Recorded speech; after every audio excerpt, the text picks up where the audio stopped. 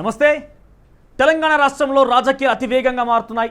అసలు రాజకీయాలకు సంబంధించి ఎన్నికలు వస్తున్న తరుణంలో వాళ్ళ ప్రజల్లో బలాబలాలను చూపించుకునేందుకు సమాయత్తమవుతున్న పరిస్థితి. సో ముఖ్యంగా జాతీయ పార్టీలు అయితే అభ్యర్థుల అన్వేషణకు సంబంధించి చాలా వరకు దరఖాస్తులు తీసుకోవడం కావచ్చు, అనేక మంది అభ్యర్థులను కూడా పరిశీలిస్తున్న పరిస్థితి. అయితే ముఖ్యంగా తెలంగాణ రాష్ట్రం రాజకీయాల్లో మొత్తం కూడా ఉమ్మడి 10 జిల్లాలకు సంబంధించి రాజకీయాలు ఒకే ఎత్తు అయితే కేవలం కరీంనగర్ రాజకీయాలు మాత్రం చాలా డిఫరెంట్గా ఉంటాయి. కరీంనగర్ రాజకీయాలకు సంబంధించి తెలంగాణ పురిటి గడ్డగా, తెలంగాణకు సంబంధించి ఉద్యమాలు ప్రారంభించిన గడ్డగా కరీంనగర్కి అయితే రాజకీయాల్లో పేరుంది. కరీంనగర్ ప్రజలు కూడా తెలంగాణ ఉద్యమం టైంలో కేసీఆర్ని కూడా చాలా వరకు కూడా అక్కడ గెలిపించిన పరిస్థితి. ఉప ఎన్నికలు వచ్చినా కూడా అక్కడ చాలా డిఫరెంట్ రిజల్ట్స్ అయితే వస్తాయి. అయితే ముఖ్యంగా కరీంనగర్ జిల్లాకు సంబంధించి కరీంనగర్ నియోజకవర్గం గురించి మాట్లాడుకుంటే ప్రస్తుతం రాజకీయాల్లో అక్కడ ఒక రచ్చకు సంబంధించిన పరిస్థితి కనిపిస్తూ ఉంది. రాజకీయాల్లో అనేక ఆసక్తికర పరిణామాలు కనిపిస్తూ ఉన్నాయి. సో ముఖ్యంగా కరీంనగర్ నియోజకవర్గంలో కాంగ్రెస్ పార్టీకి సంబంధించి దాదాపుగా 10 నుంచి 15 మంది దరఖాస్తు చేసుకున్నారు. దాంట్లో ఒక వ్యక్తి పేరు ప్రామాణికంగా మనం మాట్లాడుకోవాలి. ఎంఎస్ఆర్ గారి మనవడు రోహిత్ రావు గారు బరిలో ఉండబోతున్నారు. దరఖాస్తు కూడా చేసుకున్న పరిస్థితి. సడన్గా కాస్త కొంతకాలంగా రాజకీయంగా ఫ్యామిలీ దూరంగా ఉండడం కావచ్చు, తన కుమారులు ఎంఎస్ఆర్ గారి కుమారులు కూడా రాజకీయంగా ముందుకైతే రాలేదు. కానీ మనవడిగా ఆయన వస్తున్న తరుణంలో అక్కడ ప్రజల యాక్సెప్టెన్స్ ఏ రకంగా ఉండబోతుంది, రాజకీయ పరిణామాల్లో ఆయన ఎటువంటి నిర్ణయం తీసుకోబోతుందో తెలుసుకునే ప్రయత్నం చేద్దాం. ప్రస్తుతం మనతో పాటు స్టూడియోలో అందుబాటులో రోహిత్ రావు గారు సిద్ధంగా ఉన్నారు. నమస్తే అండి. నమస్తే అండి. సో ఇట్లా రోహిత్ రావు గారు సడన్ ఎంట్రీ అయింది పాలిటిక్స్కి. ఎంఎస్ఆర్ గారు ఉన్నప్పుడు కానీ మీకు ఎటువంటి పార్టీలో పదవి కానీ లేకుంటే ఎలక్ట్రల్గా మీరు ఎప్పుడు పూర్తి చేయలేదు. సడన్గా ఎంట్రీ ఇవ్వడంతో ఎట్లా చూడొచ్చు? సడన్ అనేది నేను ఏకీభవించాను, కానీ మీరు అన్నది పార్ట్లీ ఐ అగ్రీ. ఎంఎస్ఆర్ గారు ఉన్నప్పుడు క్రియాశీల రాజకీయంలో మనం లేము. తాతయ్య మినిస్టర్గా ఉన్నప్పుడు 2003లో నేను బ్యాచిలర్స్కి ఆస్ట్రేలియాకి పోయినా. సో బ్యాచిలర్స్ అయిపోయాక 2009లో వచ్చిన క్రియాశీలకంగా రాజకీయంలో దాన్ని వచ్చినా, కానీ అప్పుడున్న కొన్ని ఈక్వేషన్స్ వల్ల రాజశేఖర రెడ్డి గారి మరణాంతరం మాకు తనకున్న సాన్నిధ్యంతో మేము కొన్ని క్యాల్కులేషన్స్ చేసుకున్నాం, కానీ తను మరణించడంతో మాకు కొద్దిగా తీరని లోటైంది. తర్వాత ఉవ్వెత్తున తెలంగాణ మూమెంట్ లేసింది. అటు తాతగారు ఉన్నారు కాబట్టి మనం కూడా వేరే ఏ స్టెప్ తీసుకోవడానికి లేదు. కాబట్టి కాంగ్రెస్ పార్టీ లాయలిస్ట్ ఫ్యామిలీగా ఆల్వేస్ విత్ కాంగ్రెస్ పార్టీ ఉండాలని ఒక నార్మల్ కార్యకర్తగా ఉండము. హుస్నాబాద్ బేస్డ్గా అప్పుడు కూడా రాజకీయం చేసిన నేను. కాకపోతే మనకు యాక్టివ్గా మీరు అన్నట్టు ఎలక్ట్రల్ నాకు తెలిసి ప్రజల్లో కానీ నేను చూసినట్టు ఇన్ఫర్మేషన్ మేరకు రాజకీయాలు చేసిన క్రియాశీలకంగా ఉన్నా అంటే ఎంఎస్ఆర్ గారితో వెళ్ళి అధినాయకులతో ఫోటోలు దిగడం, అప్పుడు ఇంకా ఈ బ్యాచిలర్ లైఫ్ ఎంజాయ్ చేస్తున్నారు తప్ప రాజకీయం ఇక్కడైతే పెద్దగా సేవలు కనబడ్డాడు కానీ లేకుంటే ప్రభుత్వంలో మీరు చేసినటువంటి కార్యక్రమాలు కానీ ఇక్కడ కనిపించలేదు. ఇప్పుడు నా ఫేస్బుక్ ఓపెన్ ప్రొఫైల్ మీరు పోయి చూసుకోవచ్చు. 2010, 11, 12 రైట్ హుస్నాబాద్ కాన్స్టిట్యున్సీలో అసలు బతుకమ్మ ఇంకా అప్పటికే ఇంకా ఉవ్వెత్తున, అంటే పాత ట్రెడిషనల్ మనకున్న తెలంగాణ ప్రముఖ ఫెస్టివల్ అయినప్పటికీ సరే అది కొద్దిగా కొంతమంది ఓన్ చేసుకునే ప్రయత్నం చేశారు. దానికంటే ముందే మనం అక్కడ పెద్ద ఎత్తున బతుకమ్మ పోటీలు పెట్టడం కానీ, స్కూళ్ళకు బుక్కులు పంపిణీ చేయడం, అంటే సోషల్ సర్వీస్ మోటోతోటి పార్టీల పదవులప్పుడు ఎంఎస్ఆర్ మనవడుగా తనే ఒక లైమ్ లైట్లు ఉన్నాక నేనేదో చిన్న పోస్టు అదో ఏదో తీసుకొని చేసేది ఉంది, పెద్ద చెట్టే ఉంది మా దగ్గర. అందుకని చెప్పేసి అప్పుడు మనం ఇంకా ఎలక్టోరల్ పాలిటిక్స్ ఆలోచన లేదు. తను కూడా మీరు ఒకటి ఆలోచన చేయాలండి. ఇప్పుడు కుమారులు రాలేదనేది పాజిటివ్గా చూడాలి మీరు. ఒక సిట్టింగ్ ఎమ్మెల్యే 2004 to 2009 ఎంఎస్ఆర్ గారు ఒక సిట్టింగ్ ఎమ్మెల్యే తనప్పుడు చెప్పిందే వేదం అక్కడ మట్టు రైట్. రాజశేఖర రెడ్డి గారు చెప్పింది వేదం రాష్ట్రం అంతా. కరీంనగర్ ఉమ్మడి జిల్లాకు తను చెప్పిందే వేదం. అట్లాంటప్పుడు తన కుటుంబానికి ఫ్యామిలీ టికెట్ నిజంగా ఇప్పించాలనుకుంటే ఎంఎస్ఆర్ గారు ఇప్పించుకోలేకపోతుండేనా? ఈజీ కదా బా. కానీ తను ఒక సిద్ధాంతాలు నమ్మిన వ్యక్తి. ఇప్పుడు కేసీఆర్ కుటుంబం లెక్క మొత్తం ఎవరికి పడితే వాళ్ళకు పదవులు రావాలి, వాళ్ళే ఎమ్మెల్యేలు ఉండాలి, వాళ్ళే మంత్రులు ఉండాలి అని తను నిజంగా అది వ్యతిరేకించారు. అరే మనం ఇన్ని సంవత్సరాలు ఉన్నాము, కొత్తోళ్ళు ఎదగాలి, పార్టీ సిస్టంలోకి వెళ్ళి కొత్తోళ్ళకి అవకాశం ఇవ్వాలని స్వచ్ఛందంగా తప్పుకున్నారు. తను ఒక టికెట్ అడిగినప్పుడు మానకొండూరుకు అప్పుడు ఆర్ఎఫ్ఎల్ మోహన్ గారికి పట్టుబట్టి ఇప్పించారు తప్ప కరీంనగర్లో తను ఎటువంటి ప్రలోభాలకు పెట్టలే. ఫ్యామిలీ మెంబర్స్కి ఇంట్రెస్ట్ ఉన్నా కానీ తనే నచ్చచెప్పి మనం ఇన్ని ఇయర్స్ సర్వీస్ చేసినాం, పార్టీ కూడా మనకు తగిన పదవులు ఇచ్చింది, మనం కూడా అనుభవించినాం, కాబట్టి ఇతరులకు ఛాన్స్ ఇవ్వాలి అని ఒక గొప్ప మనసున్న వ్యక్తి ఎంఎస్ఆర్ గారు. దాన్ని గౌరవించి మేము కూడా ఎటువంటి వేరే నిర్ణయాలు తీసుకోకుండా తన నిర్ణయాలు కట్టుబడి ఉన్నామే తప్ప. కానీ ఎన్ని రోజులని పార్టీ పరిస్థితి మంచిగా లేనప్పుడు, పార్టీకి ఒక లీడర్షిప్ కరువైనప్పుడు పార్టీకి ఒక డైరెక్షన్ చూపించాల్సిన బాధ్యత మనకు రోజు గుర్తుకొస్తుంది. కాబట్టి డెఫినెట్లీ నేను అరౌండ్ కరోనా టైంకి వెళ్ళి ఫుల్ యాక్టివ్ పాలిటిక్స్లో ఉన్న ఎలక్టోరల్ పాలిటిక్స్లో ఇక ముందు మీరు చూడబోతున్నారు. కాంగ్రెస్లో కరీంనగర్ అక్కడ అభ్యర్థులు లేని కరువులో ఉన్న సందర్భంలో రోహిత్ రావు గారు లీడర్షిప్ చూపించడానికి వచ్చిరా? కాంగ్రెస్లో అభ్యర్థులు లేరని ఎందుకు అనుకుంటే 15 మంది అప్లై చేశారు. అభ్యర్థులు లేరని నేను ఎప్పుడు కరువులో ఉన్న సందర్భంలో లీడర్షిప్ తీసుకుంటూ కాంగ్రెస్ పార్టీని ముందు తీసుకెళ్ళాలి. కరువు అంటే నేను ఎందుకు అవార్డు అంటున్నా అంటే 2009లో చెల్మెడ లక్ష్మీ నరసింహరావు గారు టికెట్ వచ్చింది. తను అన్ఫార్చునేట్లీ ఓడిపోయారు. అప్పుడు 2014లో కూడా తను అన్ఫార్చునేట్లీ మళ్ళీ సెకండ్ టైం ఓడిపోయారు. సో ఇతర కారణాల వల్ల 2008లో తను పోటీ చేయలేదు, ఇన్యాక్టివ్ అయిపోయారు అప్పటి నుంచి. తర్వాత పొన్నం ప్రభాకర్ గారు ఎంపీగా ఎక్స్ఎంపీగా ఉన్న హోదాలో కూడా తనే పోటీ చేశారు. తనే పోటీ చేసిన అన్ఫార్చునేట్లీ అగైన్ అప్పుడున్న వేవ్ పరిస్థితిలో మనం గెలవలేకపోయినాం. తను ఎంత కష్టపడ్డా కానీ అన్ఫార్చునేట్లీ ప్రజలు ఆదరించలేదు కాంగ్రెస్ని. తర్వాత చూస్తే ఆ మున్సిపల్ ఎలక్షన్స్లో కూడా మనకున్న కార్పొరేటర్స్ అందరూ వెళ్ళిపోవడము, కాంగ్రెస్ పార్టీ కొద్దిగా వీక్ అవ్వడము 100% కళ్ళకి కనిపిస్తుంది. అది నేను మళ్ళీ దాన్ని ఏదో స్పెషల్గా చెప్పాల్సిన అవసరం లేదు.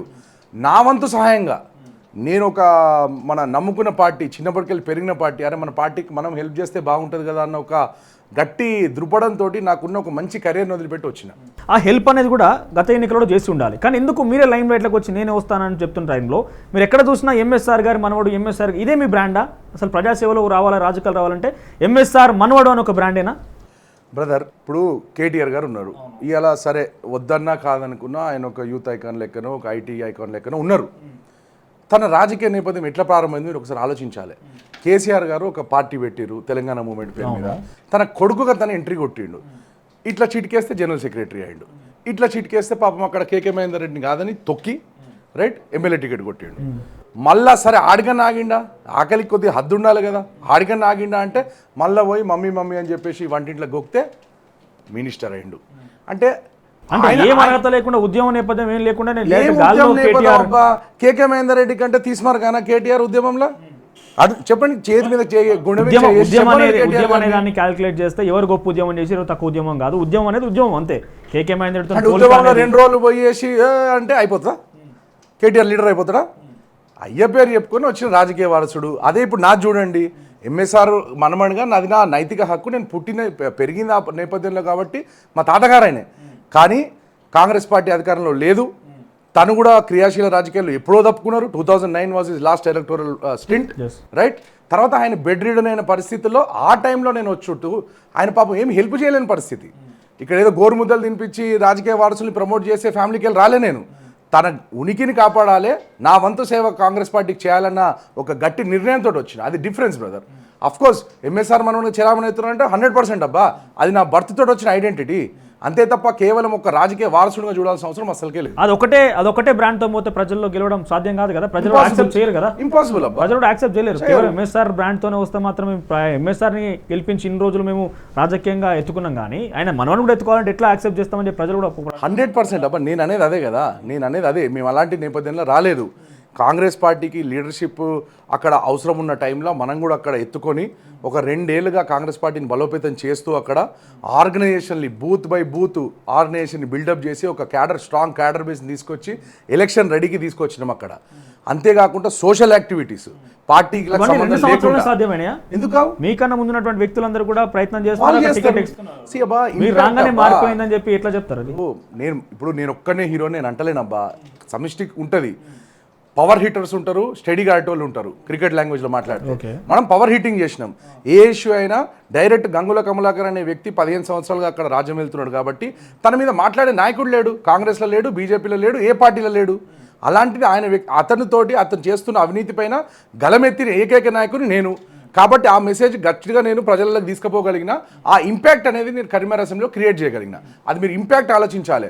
నేను 20 years ఇండస్ట్రీ 30 years ఇండస్ట్రీ కాదు పాయింట్. ఇక్కడ what impact are we doing, మనం ఏం చేయదలుచుకున్నాం, మన ఫ్యూచర్ ప్లాన్స్ ఏంటి, ఇది కదా కావాల్సిన చర్చ. 2009 తర్వాత ఎంఎస్ఆర్ గారు రాజకీయంగా కొంచెం అనారోగ్య కారణంగా పోటీ చేయకుండా ఆపేశారు. కుటుంబం నుంచి ఎవరు రాలేదు, బాగానే ఉంది. తప్పండి, నేను అనారోగ్యకారంగా కాదు. He was fit and well. అయినా కానీ ఇచ్చేశారు. ఇది గుర్తుపెట్టుకోవాలి. 100% ఆ టర్మినాలజీ వాడాల్సిందే కదా. ఒక దిక్కు ఇప్పుడు ఇవాళ చూస్తున్నాం కదా, కుటుంబ పాలన అనేది నెంబర్ 1 ప్రాబ్లం ఇప్పుడు రైట్. అలాంటిది ఒక దిక్కు మీరు ఎంఎస్ఆర్ గారిని చూడండి ఒక రోల్ మోడల్గా, ఇంకోటి కేసీఆర్ గారిని చూడండి. గుంపులుగా పదవులు అనిపిస్తున్న కేసీఆర్ గారి కుటుంబం ఎక్కడ, చేతిలో ఉండి కూడా ఒక్క ఫ్యామిలీ మెంబర్ కూడా టికెట్ ఇప్పించుకొని ఎంఎస్ఆర్ గారు ఇక్కడ కంపారిజన్. ఆ తర్వాత మీరు ఉద్యోగ రీత్యానో లేకపోతే చదువుల రీత్యానో అబ్రాడ్కి వెళ్ళారు. అక్కడ అబ్రాడ్లో సెటిల్ అయిపోయిన తర్వాత తిరిగి వచ్చారు. కరెక్టే, బాగానే ఉంది. మీకు ఏం సమస్యలు తెలుసు? కరీంనగర్లో ఉన్నటువంటి నియోజకవర్గాల్లో కానీ జిల్లా కానీ ఏం సమస్యలు తెలుసు నుంచి ఒక్కసారిగా వచ్చి రాజకీయాలు చేస్తాను టికెట్ ఇవ్వని ఆశించినామంటే ఏం సమస్యలు తెలుసు మీకు? అసలు ఎప్పుడు కూడా లేరు ఇక్కడ, ప్రజలు ప్రత్యక్షంగా లేరు, ఎప్పుడు కూడా వచ్చిన దాఖలాలు లేవు కదా. బ్రదర్, సమస్యలు అనేవి తెలుసుకోవడానికి అంటే మీరు ఒక 10 ఏళ్ళు ఫస్ట్ తిరగాలని సమస్యలు అంటే ఏందో డెఫినెట్గా ప్రజల్లో ఉంటాయి కదా, వాళ్ళ సమస్యలు తెలిసి. ప్రజలలో ఉంటే నెల రోజులలో తెలిసిపోతుంది. బా కరీంనగర్ ఒక చిన్న constituency, radius wise population wise పెద్దది. 3,20,000 ఓటర్లు ఉన్నప్పటికీ, టోటల్ పాపులేషన్ 6 లక్షలు ఉన్నప్పటికీ రేడియస్ వైజ్ చాలా చిన్నది. Urban centric constituency. Okay, 75% 80% voters are within the vicinity of 10 to 15 kilometer radius. So అక్కడ ఏం సమస్యలు ఉన్నాయో కళ్ళకద్దినట్టు కనిపిస్తున్నప్పుడు స్థానిక పుట్టింది అక్కడ, పెరిగింది అక్కడ, ఇప్పుడు ఏదో బయటికి వచ్చి చదువుకొని వచ్చినంత మాత్రాన మనకు రూట్స్ మర్చిపోతామా? మనకు అక్కడ జరుగుతున్న రాజకీయం మర్చిపోతామా? మనకు తెలియదా? మనం టచ్లో ఇన్ని రోజులు ఫ్యామిలీ ఈ 10 సంవత్సరాలు ఏం చేసినారు? అక్కడ ప్రజలు సమస్యలు ఉన్నాయి, ప్రజలతో అక్కడ ఉన్నటువంటి సమస్యలతో ఇబ్బంది పడుతున్న ప్రజలు ఉన్నప్పుడు ఈ 10 సంవత్సరాల కాలంగా సైలెంట్గా ఎందుకున్నారు? అంటే మనం పుట్టొద్దు, పెరగద్దు, కొద్దిగా అవగాహన తెచ్చుకోవద్దు, బయటికి పోవద్దు, 4 రూపాయలు ఏం అవగాహన వచ్చిందా నేను అంటున్నా? అవగాహన వచ్చింది బయటికి పోయి చదువుకున్నా. ఇప్పుడు మీ కుటుంబంలో కూడా చాలా మంది, ఇప్పుడు ఈ స్టూడియోలో కూడా సగం మందిని అడుగుదాం, 99% ఇవాళ రేపు దాదాపు 10-15 years వెళ్ళి బయటికి వచ్చి చదువుకోవాలని ఆశ ఉంటుంది. నేను కూడా ఒక మిడిల్ క్లాస్ బ్యాక్గ్రౌండ్కి వెళ్ళి వచ్చిన బ్రదర్. ఇక్కడే మా తాత ఆస్తులు సంపాదించలే. MSR 100% మిడిల్ క్లాస్, ఇంకా గట్టిగా చెప్పాలంటే బిలో మిడిల్ క్లాస్.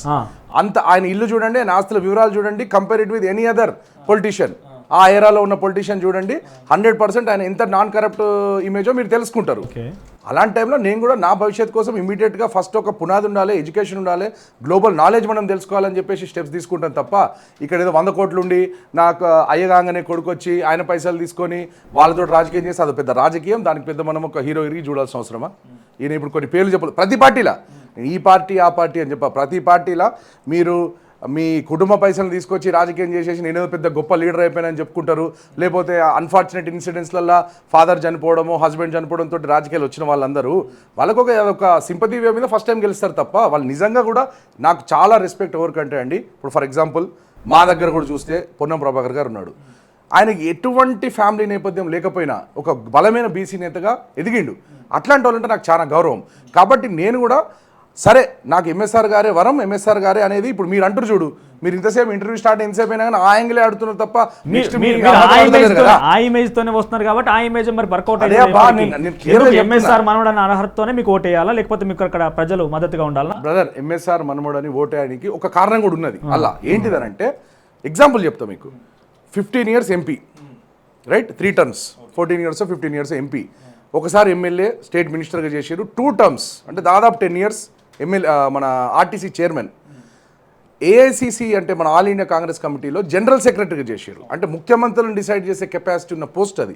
6 రాష్ట్రాలకు చేశారు ఆయన. నేను ఎందుకు ఈ మాట చెప్తున్నా అంటే అంత బలమైన వ్యక్తి ఆ టైంలో ఇంకా ఈ మీడియా లేదు, ఈ ఫోకస్ లేదు, రైట్, ఏదైనా పొరపాటు చేసినా అంత హైలైట్ చేసే స్కోప్ లేదు. మీరు ఏదంటే అది ఆడుకోవచ్చు అప్పుడు నాటకం. అలాంటి టైంలో ఇందిరాగాంధీతో కూర్చొని ఫేస్ టు ఫేస్ మాట్లాడిన వ్యక్తి, రైట్, ఆ యాక్సెస్ ఉన్న వ్యక్తికి ఆయన తలుచుకుంటే సగం కరీంనగర్ మా కుటుంబానికి కాకపోతుండేనా? నేను ఎందుకు మాట అంటున్నాం మీరు ఒకసారి ఆలోచించుకోవాలి, ప్రజలు ఆలోచించుకోవాలి. ఇప్పుడు గంగుల కమలాకర్ గారు 15 సంవత్సరాలుగా ఎమ్మెల్యే, రైట్, అంతకుముందు కార్పొరేటర్గా 1 term 2 term చేసిర్రు, కాదని నేను అంటలే. దానికే 100 కోట్లకు ఎట్లా ఎదిగిపోయింది ఆయన? మరి ఎందుకో ఎంఎస్ఆర్ ఫ్యామిలీ దగ్గర 100 కోట్లు ఎందుకో లేవు? కాబట్టి మీకు అవినీతి అనేది ఒక మెయిన్ అజెండా. ఇక్కడ కేసీఆర్ కుటుంబం కానీ అక్కడ స్థానికంగా ఉన్న గంగుల కమలాకర్ కానీ మనం ఎలక్షన్లోకి తీసుకుపోయేది ఒక one of the main points ఏంటంటే అవినీతి. అక్కడ జరుగుతున్న భూదందాలు, స్కాములు. మీకు ఇలాంటి నాయకత్వం కావాలన్నా, లేదంటే నేను న్యూ ఫేస్ అబ్బా, నేను ఒప్పుకుంటా, new face, I have a clean image, ఎందుకంటే నేను ఇంకేం చేయలే. ఒకసారి గెలిపించినాక నేను మంచోన్నా చెడ్డ అన్నది ఎవాల్యుయేట్ చేస్తారు. కానీ అట్లీస్ట్ మీరు ఒక ప్రోడక్ట్ కొనుక్కుంటప్పుడు అనుకుందాం, ఫర్ ఎగ్జాంపుల్ మీరు దాని హిస్టరీ చూస్తారు. మీరు హిస్టరీ చూస్తే నేను పెరిగిన కుటుంబ నేపథ్యం ఏంటి, ఎవరి కుటుంబం నుంచి వస్తున్నాడు, అవినీతికి ఈ కుటుంబము ఎప్పుడన్నా రైట్ అంటే పాల్పడ్డదా లేదా అని మీకు క్లియర్ కనిపిస్తున్నది కదా. సో డెఫినెట్లీ ఆ బ్రాండ్ అనేది హెల్ప్ చేస్తుంది. రోహిత్ గారు ఒక ఆరోపణ ఏంటంటే ప్రత్యర్థి పార్టీ నుంచి కాదు, సొంత పార్టీ నుంచే రోహిత్ రావు గురించి ఆమె అడిగినప్పుడు సందర్భంలో కానీ కొన్ని వార్తల్లో కానీ ఏమొస్తున్నారంటే మొన్న వచ్చిన పిల్లగాడు, ఆ పిల్లగాడితో ఏమవుతుంది, ఎందుకంటే మనమేస్తారు మనవడిగా ఇప్పుడు మీ పేరున్నప్పటికి కూడా మొన్న వచ్చిన పిల్లగాడ సమస్యలు ఏం తెలుసు, ఆయన ఏం చేయగలుగుతాడు ఇక్కడ అని చాలా చులకనగా మీ సొంత పార్టీ నాయకులే మాట్లాడుతున్నారు. కాంగ్రెస్ పార్టీలో ఇంటర్నల్ డెమోక్రసీ ఎక్కువ, ఇది తెలిసిన విషయమే. నా మీదనే కాదు, ఎంతో హేమాహేముల మీద ఆరోపణలు వస్తూ ఉంటాయి, నిందలు వస్తూ ఉంటాయి. సో కాబట్టి మనము నేను నా క్రెడెన్షియల్స్ని మళ్ళీ ఊకుకే చెప్పుకునే బదులు వాళ్ళనే అడగండి అబ్బా, వాళ్ళకున్న క్రెడెన్షియల్స్ ఏంటిదో, మీకు ఎవరైతే అన్నారని అంటున్నారో వాళ్ళకున్న అర్హత ఏందో చెప్పానండి, అప్పుడు నా అర్హత ఏందో నేను చెప్తా. మీకున్న అర్హత చెప్పమంటే ఏం చెప్తారు? నాకున్న అర్హత ఏందో, ఇది ఎంఎస్ఆర్ మనవడిగా కాకుండా ఆ పేరు ఎత్తకుండా ఏం చెప్తారు? బ్రదర్, ఇప్పుడు కరెక్ట్ క్వశ్చన్కి వచ్చినావు. ఇప్పుడు జర మనం మాట్లాడుకుందాం, రైట్. ఇప్పుడు వీఆర్ ఇన్ 2023, ఓకేనా. ఒక మోడర్న్ సొసైటీ మనం నిర్మించుకుందాము అన్న తరుణంలో ఉన్నాం, రైట్. ఒక 13 years నేను గ్లోబల్ ఎక్స్పోజర్ ఉన్న వ్యక్తిని. అక్కడే నా కాళ్ళ మీద నేను నిలబడి నా సొంతంగా నేను ఒక చిన్నపాటి వ్యాపార సంస్థలు స్థాపించుకొని ఒక 2 గ్లోబల్ యూనివర్సిటీస్కి డైరెక్టర్గా ఉన్న వ్యక్తిని. ఓకే, ఆ ఎక్స్పోజర్ తోటి అక్కడున్న పాలిటిక్స్ కానీ ఇక్కడున్న పాలిటిక్స్ కానీ సుదీర్ఘ అనుభవం అంటే సిస్టమ్ లోపలే ఉండి ఎలక్షన్స్ తోటి కొట్లాడితేనే వచ్చే అనుభవం కాదే. దానికి మనం చూసుకుంటూ కూడా నేర్చుతూ ఉంటాం, ఎన్నో మనకు సందర్భాలలో వస్తూ ఉంటుంది మనకు ఫీడ్బ్యాక్, రైట్. ఆ గ్లోబల్ ఎక్స్పోజర్ అనేది it is very much required ఇక్కడ. మనకు న్యూ ఏజ్ పాలిటిక్స్ కావాలి ఇక్కడ, ఒక కరప్షన్ ఫ్రీ పాలిటిక్స్ కావాలి ఇక్కడ, క్లీన్ ఇమేజ్ ఉన్న పాలిటిక్స్ కావాలి ఇప్పుడు. కాబట్టి డెఫినెట్లీ ఇవన్నీ నాకున్న క్రెడెన్షియల్స్, హైలీ ఎడ్యుకేటెడ్ని. సో ఇంతకంటే ఇంకేం క్రెడెన్షియల్స్ కావాలి? మంచి మంచి అన్నిటికంటే ఇంపార్టెంట్, రైట్, డబ్బులు సంపాదించే ఉద్దేశం ఉండొద్దు ఫస్ట్ ఆఫ్ ఆల్ రాజకీయంలో. ఒక సేవ అనేది ఉండాలి, సేవ చేయడానికి శక్తి కావాలి. అందుకే ఎలక్షన్. ఇప్పుడు మీరు కొంతమంది అంటారు సేవ చేయడానికి రాజకీయం ఎందుకు, రాజకీయాలు ఎందుకండి, మీరు డైరెక్ట్ చేయొచ్చు కదా. అరే, 1 కోటి రూపాయలు సేవ చేస్తాం, 2 కోట్లు చేయగలుగుతాం, అంతకుమించి ఇంకేడికెళ్ళి పెడతాం జేబులోకి వెళ్ళి. ఎన్ని ఉంటాయని 100 కోట్లు 1000 కోట్లు. ఏదో శ్రీమంతుడు సినిమాలో మహేష్ బాబు పెట్టినట్టు వాళ్ళ నాన్న మా నాన్న కూడా ఒక 1000 కోట్లకి ఇచ్చుంటే దాదాపు నేను అలా కూడా 500 కోట్లు 600 కోట్లు మేము 900 కోట్లు పెడుతుంటే కావచ్చు బయట. బట్ మనము రాజకీయ సిస్టంలో ఉంటేనే ఒక బ్రాడ్ సొసైటీని సోషల్ ఇంజనీరింగ్ ద్వారా కానీ లేకపోతే డిఫరెంట్ కాంబినేషన్స్లలో వాళ్ళకి సర్వీసెస్ ఇవ్వడంలో కానీ మనం ముందుకు తీసుకుపోగలుగుతాం. That is why I mean point. Right. Karimnagar నియోజకవర్గంలో ఆఫ్టర్ ఎంఎస్ఆర్ కొంతమంది సీనియర్ నాయకులు శ్రీధర్ బాబు కానీ, జీవన్ రెడ్డి కానీ, పొన్నం ప్రభాకర్ కానీ అక్కడ నియోజకవర్గంలో జిల్లా వ్యాప్తం కూడా పేరు మోసినటువంటి కాంగ్రెస్ నేతలు. సో కొంతమంది సీనియర్ నాయకులే పొన్నం ప్రభాకర్ని చెక్ పెట్టడం కోసం రోహిత్ రావుని కరీంనగర్ నియోజకవర్గం తీసుకొచ్చారు. తప్పు బ్రదర్, కంప్లీట్లీ తప్పది. పొన్నం ప్రభాకర్ గారే నాకు డే 1 నుంచి, ఓకే, డే 1 తాతయ్యది ఎప్పుడైతే నేను అక్కడ తను చనిపోయినాక, అన్ఫార్చునేట్లీ చనిపోయినాక 1 ఇయర్కి ఒక సంస్కరణ సభ అని పెట్టిన కరీంనగర్లో, అది పెద్ద ఎత్తున చేసినాం. అప్పుడు తను ముందుండి అది నడిపించిన వ్యక్తి. నేను నా డే టు డే యాక్టివిటీస్లో దాదాపు నేను ఓపెన్గా చెప్పగలుగుతా, తన ప్రోత్సాహం లేనిది నేను ఇవాళ మీ ముందు కూర్చొని ఇట్లా ఇంటర్వ్యూ కూడా ఇవ్వకపోతుండే కావచ్చు. ఒకప్పుడు ఏదో ఎంఎస్ఆర్ అని ఉంటుండేనట, వాళ్ళ మనవడట అని ఏదో నార్మల్గా ఏదో ఎక్కడనో ఇంటుండే తప్ప మీ దగ్గర కూర్చొని ఇంటర్వ్యూ చేసుకునే స్థాయికి కూడా నేను రాకపోతుండే. సో పొన్నం ప్రభాకర్కి వ్యతిరేకంగా రోహిత్ రావుని తీసుకొచ్చుండేది కంప్లీట్లీ రాంగ్. నేను ఎవరికి వ్యతిరేకం కాదు. ఇన్ఫ్యాక్ట్ నా 100% నేను నమ్ముతున్నా ఏంటంటే పొన్నం ప్రభాకర్ ఆశీస్సులు లేకపోతే నేను ఇలా ఈ స్టేజ్లో ఉన్నాను. రైట్. అయితే కరీంనగర్ నియోజకవర్గంలో ముగ్గురు కూడా గతంలో పోటీ చేసిన వాళ్ళు బీసీలే. పొన్నం ప్రభాకర్ గౌడ్ కావచ్చు, గంగుల కమలాకర్ కావచ్చు, బండి సంజయ్ కావచ్చు. ఈసారి మీ రూపంలో అక్కడ రాబోతున్నారు అంటూ ఒక వార్త అయితే వస్తుంది. ఇక్కడ టికెట్ అయితే అనౌన్స్ చేయనప్పుడు కూడా మీరు బరిలో ఉంటారని కూడా చెప్తున్నారు. సో అక్కడ బీసీ నినాదం ఎక్కువగా ఉంటుంది. సో బీసీలు గతంలో బండి సంజయ్ చాలా త్రుట్టులో తప్పింది అక్కడ, ఆయనకు సంబంధించి ఓటమి కూడా. సో అక్కడ గంగుల కమలాకర్ కూడా గత 3 సంవత్సరాలు ఆఫ్టర్ ఎంఎస్ఆర్ ఆ స్థాయిలో రాజకీయంగా అక్కడ 3 సంవత్సరాలు సీరియల్ చేసిన వ్యక్తి గంగుల కమలాకరే. సో వీళ్ళిద్దరిని ఢీకొనబోతున్నారు కాబట్టి వాళ్ళకు బీసీ సెంటిమెంట్ ఉంది, అధికార పార్టీ హోదా ఉంది, అంతటి స్థాయిలో గెస్చర్ కూడా ఉంది వాళ్ళకి. బండి సంజయ్ రాష్ట్ర అధ్యక్షుడిగా పనిచేయడం, గంగుల కమలాకర్ 3 దఫాలుగా పనిచేయడం, రోహిత్ రావు రూపంలో కొత్త రూపం అక్కడ రాబోతుంది, కొత్త ఫేస్ అక్కడ రాబోతుంది. సో ఎట్లా ఫేస్ చేస్తారు మరి అంతా? ఇప్పుడు 2 parts టు దట్ క్వశ్చన్. ఒకటి మీరు బీసీ నినాదం అన్నారు, సెకండ్ వీళ్ళిద్దరు బలమైన నేతలు ఎట్లా అన్నారు. So will divide that into 2 parts. అట్లాంటి ఇప్పుడు హిస్టారికలీ చూస్తే కూడా అక్కడ మనం ఫస్ట్ ఆఫ్ ఆల్ కులాల గురించి మాట్లాడుకోవద్దు, కానీ మీరు కులాల గురించి ప్రస్తావన తీసిరు కాబట్టి డెఫినెట్ గా తీసుకురావాలి. ఎందుకంటే బీసీలకు అన్యాయం జరుగుతున్న ఉద్యమం గత కొంతకాలంగా సాగుతున్నప్పటికీ మీరు మరొక వ్యక్తి కూడా అక్కడికి వస్తుంటే ఎట్లా ఫేస్ చేస్తారు? 100% మీరు అడగండి. ఇప్పుడు నేను బై బర్త్ వెల్మ కులం, ఓకే, రైట్, అందులో దాచేది ఏం లేదు, రైట్. ఎంఎస్ఆర్ గారు వెల్మ కాబట్టి ఆటోమేటిక్లీ మా నాన్న వెల్మ, నేను వెల్మ. అయితే ఇక్కడ నేనేమంటా అంటే బీసీలకు వ్యతిరేకంగా మనం ఏదైనా చేసి ఉంటే మన మీద అపనింద వేయొచ్చు, మీరు బీసీలకు వ్యతిరేకము, మీరు ఎట్లా వస్తారు అది అని చెప్పేసి. అసలు ఎంఎస్ఆర్ గారు, రైట్, అక్కడ ఎంతోమంది బీసీ లీడర్లు తయారు చేసిన ఘనత అనేది. ఇన్ఫ్యాక్ట్ మా కమ్యూనిటీలనే ఇప్పటికీ మాకేమంటారంటే అరే మీ తాత ఎక్కువ బీసీలకు చేసిండే, మాకేం చేసిండు అనేది. ఇది నేను ఆన్ ద లైటర్ టోన్ అది కూడా నేను చెప్పగలుగుతా. సరే, అది తను చేసిండు, మరి నీ సంగతి ఏందా రోహిత్ అని మీరు అడిగితే, నేను ఒకవేళ నిజంగా నాకు అలా కులము అనేది ఒక ఫీలింగే ఉంటే, రైట్, నేను ఒక లవ్ మ్యారేజ్ చేసుకున్నా, ఇంటర్ కాస్ట్ మ్యారేజ్ చేసుకున్నా. నా వైఫ్ పద్మశాలి, మరి అది బీసీ కాదా? తను బీసీ కాదా? ఇప్పుడు నా బిడ్డ పెంపుదల ఇప్పుడు యాజ్ వీ స్పీక్ నేను కరీంనగర్ కొద్దిగా బిజీ ఉన్నప్పుడు ఈ 6 months తను వాళ్ళ అమ్మమ్మ వాళ్ళ ఇంట్లో ఉంటున్నది. అది వాళ్ళ పద్మశాలి ఇల్లు. మరి అంటే దేనికి నిదర్శనం ఇది? రోహిత్ రావు ఇంట్లో కూడా వ్యత్యాసం చూపిస్తున్నారు. పద్మశాలి ఇల్లు, వెలుమ ఇల్లు అంటే మీరే కదా అబ్బా కులాల ముచ్చట తీసిర్రు, వాళ్ళిద్దరు బీసీలు మీరు కాదు కదా అని మీరే కదా అడిగిరు. వ్యత్యాసం అక్కడ ఎట్లా ఉండబోతున్నాను ఇంటి వరకు కూడా నేను ఎక్కడ పెంపకం జరుగుతుంది. నేను అనేది ఏంటంటే ఏదో ఒక వీళ్ళు వెలుమాసు, వీళ్ళు బీసీలకు బీసీ కాదు అని చెప్పేసి అంటే దట్ ఈస్ రాంగ్. ఇంకొకటి కూడా నేను చెప్పదలుచుకున్నా, ప్రజలు కూడా బాగా వినాలి ఈ పాయింట్. ఇప్పుడు నేను ఇంతకుముందు చెప్పినట్టు middle class upbringing, I stick to that word. ఎందుకో చెప్తా. 90sలో I can't remember the exact year, but 90sలో కరీంనగర్లో చాలా మందికి తెలిసిన విషయం ఇది. ఓకే, అప్పటికే ఎంఎస్ఆర్ గారు ఎంపీగా అయిపోయింది, టర్మ్ అయిపోయింది, 15 years అయిపోయింది. మధ్యలో కొద్దిగా రాజీవ్ గాంధీ పీరియడ్లో తనకు టికెట్ రాకపోవడం వల్ల కొద్దిగా రాజకీయ అనిశ్చితులు ఉన్న పీరియడే అది, రైట్. ఆర్టీసీ చైర్మన్ బహుశా కోట్ల విజయభాస్కర్ రెడ్డి గారు చీఫ్ మినిస్టర్ ఉన్నప్పుడు అయ్యారు. ఆ టైంలో మా నాన్నగారు తను సరే తన లైఫ్లో ఎందుకు సక్సెస్ కాలేదు, ఎందుకు సక్సెస్ అయ్యారనేది మనకు పరిధి కాదది. తనకు నచ్చి ఒక వ్యాపారం ఎంచుకున్నాడు. అప్పుడు మా ఎంఎస్ఆర్ గారు ఉంటున్న ఇంట్లోనే, ఇప్పుడు నేను కూడా ఉండే ఇంట్లో ఒక హాఫ్ పోర్షన్ తీసేస్తే రైట్ సైడ్లో ఉండే పోర్షన్లో తను ఒక డ్రై క్లీనింగ్ షాప్ పెట్టుకున్నాడు. Okay, dry cleaning shop professional వృత్తిపరంగా ఎవరు చేయాలి? రజకులు చేయాలి. ఓకే, ఆ టైంలో చాలా అపహేళనకు కూడా గురయ్యారు పాపం మా కుటుంబ సభ్యులు, అందులో నేను కూడా ఒక పార్ట్నే. వి హనుమంతరావు గారు ఒక ఇంటర్వ్యూలో ఈ పాయింట్ చెప్తారు, పాపం వాళ్ళు ఇట్లా ఇట్లా చేసుకుంటున్నారు అని. నేనంట తప్పేంటిది అని అంట. మరి వృత్తి కోసము ఒక ఎంఎస్ఆర్ కుటుంబము డ్రై క్లీనింగ్ షాప్ పెట్టుకొని నడిపితే మరి వీళ్ళని బీసీలుగా చూసుకుందామా, లేకపోతే 100 కోట్లు 1000 కోట్లు సంపాదించుకొని లగ్జరీ కార్లలో తిరుక్కుంటా లగ్జరీ వ్యవసాయాలు పెడుతున్నా ఇప్పుడు మీరన్నా ఇద్దరు నాయకులు వాళ్ళ కొడుకులు కానీ వాళ్ళు కానీ వాళ్ళ కుటుంబ సభ్యులు అనుభవిస్తున్న భోగతాలు చూస్తే వాళ్ళు బీసీలా అనేది కూడా నేను ప్రశ్నిస్తాను. సో ఎట్లా ఎదుర్కొంటారు మరి ఇద్దరు బీసీ నాయకులతో పాటుగా గెస్టర్ గురించి మాట్లాడినా? అంటే ఇప్పటికే గంగుల కమలాకర్ అందరు దాదాపుగా నియోజకవర్గం ప్రతి ఇంటికి కూడా ఆయన పేరు తెలుసు, ఆయన సంబంధించిన వ్యక్తిత్వం కూడా తెలుసు. ఒకసారి పోటీ చేస్తేనే తెలుస్తుంది అబ్బా ఆయన 3 సార్లు గెలిచిండు. అదే అంటున్నా, ఆయన ఎట్లా ఎదుర్కొంటారు? బండి సంజయ్ కూడా రాష్ట్ర వ్యాప్తంగా కూడా చర్చకు వచ్చిండు. రాష్ట్ర వ్యాప్తంగా ఎంపీఐ రాష్ట్ర అధ్యక్షుడుగా కూడా ప్రస్తుతానికి బీజేపీలో కొనసాగి ఇటీవల కాలంలో జాతీయ ప్రధాన కార్యదర్శి. అవును, ఇద్దరు చూసుకున్నా కూడా ఎంఎస్ఆర్ గారు మనవడుగా మీకు అక్కడ పేరున్నప్పుడు కూడా ఇలా గెస్టర్ కొంచెం పెద్దగా ఉంది. సో ఇప్పుడు పేరు విషయంలో అందరికి ఇప్పుడు సపోజ్ 100 members ఉన్నారు కరీంనగర్లో, 100కు 100 మంది గంగుల కమలాకర్ని గుర్తుపడతారు, బండి సంజయ్ గారిని గుర్తుపడతారు. 100లో కేవలం 50% 60% నన్ను గుర్తుపడతారు. That I'm very clear. కాకపోతే నేను ఏమంటున్నా అంటే చేంజ్ అనేది కంపల్సరీ కదబ్బా. ముద్దసాని దామోదర్ రెడ్డి గారు ఉండే అక్కడ, ఆయన ఒక తిరుగులేని నాయకుడు, ఇక్కడ హుజరాబాద్ రీజియన్లో టీడీపీ నుంచి ఒక పెద్ద పవర్ఫుల్ నాయకుడుగా ఉండే. సడన్గా ఈటల రాజేందర్ గారు అప్పుడు అన్నోన్ ఫేస్ వచ్చి కూళ్ళగొట్టిరంటే మళ్ళీ ఇప్పుడు కంటిన్యూషన్ ఈటల రాజేందర్ గారే ఉన్నారు. నేపథ్యం వేరు, అక్కడ సిచ్యువేషన్స్ వేరు. అప్పుడున్న సిచ్యువేషన్ వేరు. ఇప్పుడు కూడా కరీంనగర్లో ఒక పెద్ద విప్లవం ఏంది అని అంటే కమలాకర్ గారి మీద యాంటీ ఇన్కంబెన్సీ అనేది తారాస్థాయిలో ఉన్నది.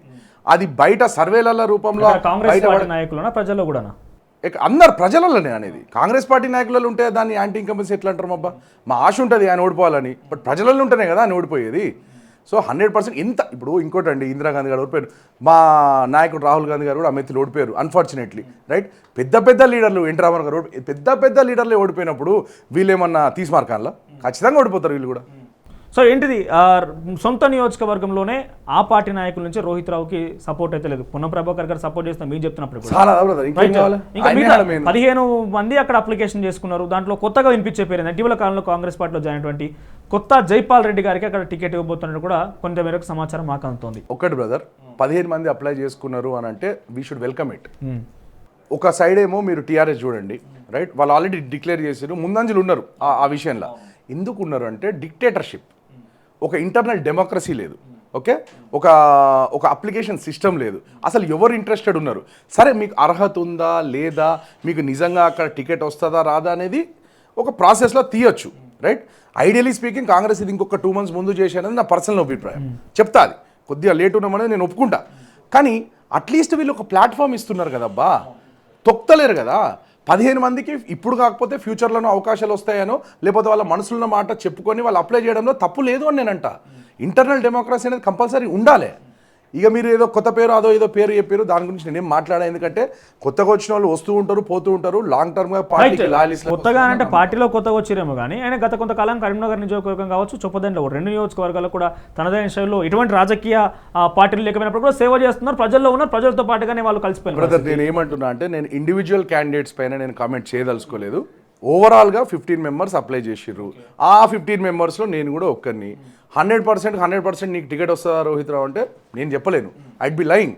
ముందు వరుసలో ఉంటానన్న నమ్మకం మాత్రం నాకు. బయట ఒకవేళ రాకపోతే, రోహిత్ రావుకి టికెట్ రాకపోతే వచ్చేటువంటి వ్యక్తులకు సపోర్ట్ చేస్తారా లేకుంటే రెబల్గా వెళ్తారా? బ్రదర్ నేను 1 year బ్యాక్ జరిగిన ఇంటర్వ్యూలో కానీ రెగ్యులర్గా జరుగుతున్న ఇంటర్వ్యూస్ కానీ ఒకటే చెప్పిన, నేను ఇక్కడికి వచ్చింది లాంగ్ టర్మ్ కమిట్మెంట్ తోటి.